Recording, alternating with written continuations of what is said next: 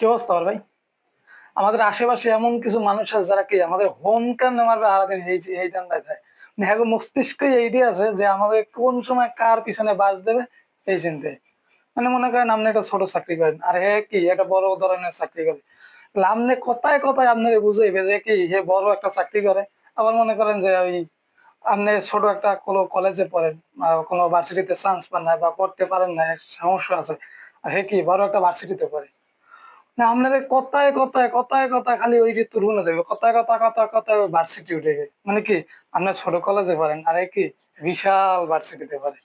মানে হ্যাঁ মাথায় মস্তিষ্কে এটাই থাকে কেমনে আরেকজনের ছোট করতে হবে। মানে ৫-৭ জন এক জায়গায় বইয়েছেন। ওই ৫-৭ জনের মাঝখানে আপনার কেমনে ছোট করতে হবে, আপনার কেমনে দাবাইতে হবে।